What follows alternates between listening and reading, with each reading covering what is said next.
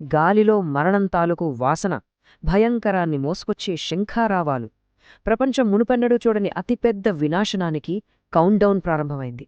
నేల అదిరిపోతుంది.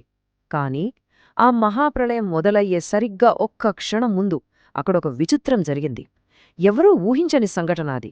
ఆ రణరంగంలో లక్షలాది మంది సైనికులు ఒకరినొకరు నాశనం చేసుకోవడానికి సిద్ధంగా ఉన్నారు. వారి గుండె చప్పుడు ఆ యుద్ధభేరీలతో పోటీపడుతోంది. ఎక్కడ చూసినా ఆయుధాల మెరుపులే, కోపంతో ఊగిపోతున్న ముఖాలే.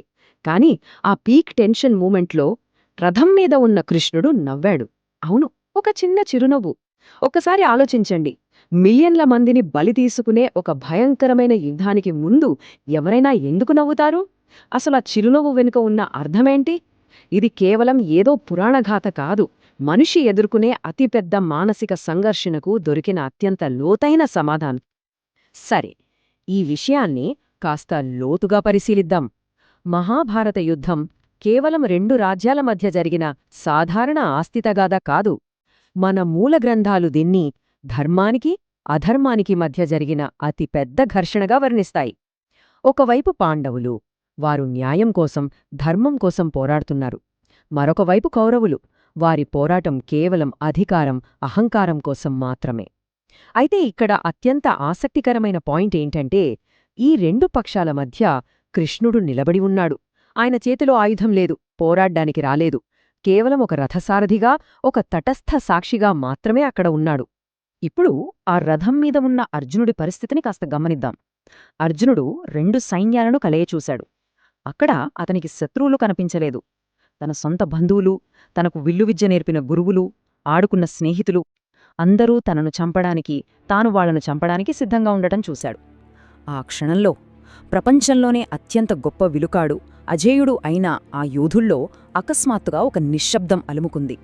మనం జాగ్రత్తగా గమనిస్తే ముందుగా అతని మనసులో అలజడి మొదలైంది.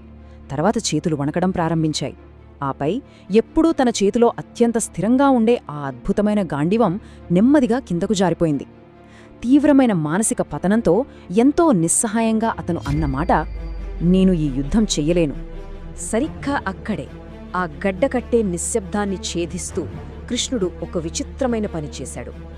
అర్జునుడు అంతలా కుప్పకూలిపోతుంటే కృష్ణుడు ఏమాత్రం భయపడలేదు, కలవరపడలేదు. కనీసం లే యుద్ధం చెయ్యి అని వెంటనే బలవంతం కూడా చేయలేదు. బదులుగా ఆయన ప్రశాంతంగా, ఎంతో ప్రకాశవంతంగా నవ్వాడు. ఆ చిరునవ్వులో ఒక వింతైన ప్రశాంతత ఉంది చూశారు? అది చుట్టూ ఉన్న గందరగోళానికి ఏమాత్రం సంబంధం లేని ఒక అతీంద్రియమైన స్పష్టత. అసలు ఆ నవ్వు వెనుక ఉన్న అర్థం ఏంటంటే, అది సంతోషంతో వచ్చిన నవ్వు కాదు, అలాగే భయంతో వచ్చిన రియాక్షన్ అంతకంటే కాదు. అది పూర్తి అవగాహనతో కూడిన దైవిక చిరునవ్వు. సామాన్య మనుషులుగా మనం దేనినైతే గందరగోళంగా, వినాశనంగా లేదా కష్టంగా భావిస్తామో అది ఒక ఉన్నతమైన దృక్పథం నుండి చూసినప్పుడు కేవలం ఒక స్పష్టమైన ప్రణాళికలో భాగం మాత్రమే. కృష్ణుడికి ముందే తెలుసు, ఈ యుద్ధం కేవలం కుటుంబము గురించి కాదు, ఇది ఒకరిపై ఒకరు తీర్చుకునే ప్రతీకారం గురించి కూడా కాదు. ఇది విశ్వంలో కోల్పోయిన సమతుల్యతను తిరిగి తీసుకురావడం గురించి. అర్జునుడి కళ్లల్లో ఉన్నది కేవలం ఒక తాత్కాలికమైన గందరగోళం మాత్రమే అని, కాని అతను చెయ్యాల్సిన ధర్మం శాశ్వతమైనది అని కృష్ణుడికి తెలుసు. అందుకే ఆ ఎమోషన్స్కి అతీతంగా జరగాల్సిన విధిని చూస్తూ కృష్ణుడు నవ్వాడు. ఇప్పుడు ఇక్కడ మనం గమనించాల్సిన నిజంగా ఆసక్తికరమైన విషయం ఏమిటంటే, ఇది మానవ దృక్కోణానికి, దైవిక దృక్కోణానికి మధ్య ఉన్న డిఫరెన్స్ని ఎంత అద్భుతంగా చూపిస్తుందో చూడండి. అర్జునుడు తన కళ్ల ముందున్న కుటుంబాన్ని, ఎమోషన్స్ని, ప్రస్తుత సంక్షోభాన్ని మాత్రమే చూస్తున్నాడు. అది అతణ్ణి పూర్తిగా గందరగోళానికి గురిచేస్తోంది. కాని కృష్ణుడు పెద్ద చిత్రాన్ని చూస్తున్నాడు. ఆయన దృష్టిలో ఉన్నది విశ్వ సమతుల్యత మరియు శాశ్వతమైన కర్తవ్యం.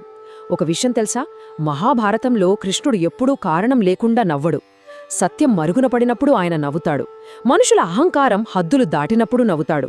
అలాగే విధి తన పని తాను ప్రారంభించినప్పుడు కూడా ఆయన నవ్వుతాడు.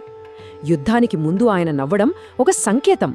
ఈ యుద్ధం ఫలితం ఇప్పటికే డిసైడ్ అయిపోయింది. ఇప్పుడు ముఖ్యమేమిటంటే, ప్రతిఫలాపేక్ష లేకుండా నీ కర్మ నువ్వు చేయడమే. ఈ విషయాన్ని మరింత స్పష్టంగా అర్థం చేసుకోవడానికి ఒక చిన్న ఉదాహరణ చూద్దాం. ఒక నైపుణ్యం గల గడియారాల తయారీదారుని ఊహించుకోండి. ఒక గడియారంలో గేర్లు విరిగిపోయి ముళ్ళు పనిచేయడం ఆగిపోతే ఆ రిపేర్ చేసే వ్యక్తి ఆ పాత గేర్ల మీద ద్వేషంతోనో కోపంతోనో వాటిని పీకేడు కదా.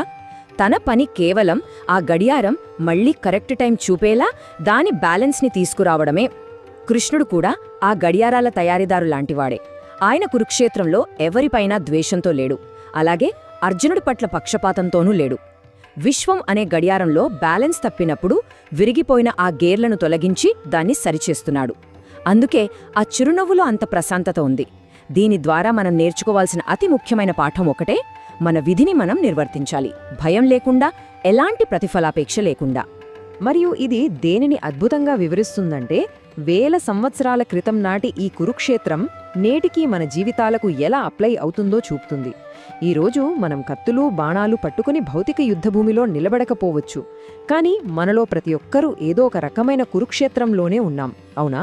మన కెరీర్లో ఎదురయ్యే నైతిక ధర్మ సంకటాలు కావచ్చు, మనల్ని మానసికంగా కృంగదీసే తీవ్రమైన కుటుంబ వివాదాలు కావచ్చు, లేదా అసలు మన జీవితానికి అర్థమేమిటి అని భయపెట్టే ప్రశ్నలు కావచ్చు. ఇవన్నీ మన ఆధునిక యుద్ధాలే. ప్రతి సంక్షోభం దైవం దృష్టిలో గందరగోళం కాదు, మనకు గందరగోళంగా, చీకటిగా, అయోమయంగా కనిపించే ఆ క్షణాలు పైనుంచి చూస్తే మనల్ని సరైన మార్గంలో పెట్టడానికి ప్రకృతి చేస్తున్న ఒక స్పష్టమైన ఏర్పాటు కావచ్చు. ఇక్కడే అసలైన అత్యంత లోతైన ప్రశ్న తలెత్తుతుంది. కృష్ణుడి చిరునవ్వు ఫలితం ఇప్పటికే నిర్ణయించబడింది అని సూచిస్తుంటే, మరి అర్జునుడికి నిజంగా నిర్ణయం తీసుకునే ఛాయిస్ ఉందా? ఒకవేళ విధి అంతా ముందే రాసిపెట్టి ఉంటే, ఈ ఆధునిక జీవితపు యుద్ధాలలో పోరాడుతున్న మనకు ఏ ఆప్షన్స్ మిగిలి ఉన్నాయి? మనం తీసుకునే నిర్ణయాలకు నిజంగా వాల్యూ ఉందా, లేక మనం కేవలం ఆ కాలచక్రంలో నడిచే పావులమా? ఈ ప్రశ్నను మనందరి ఆలోచనకు వదిలేస్తున్నాను. మన అంతర్గత కురుక్షేత్రంలో మనం ఎలాంటి ఎంపికలు చేసుకుంటున్నాం?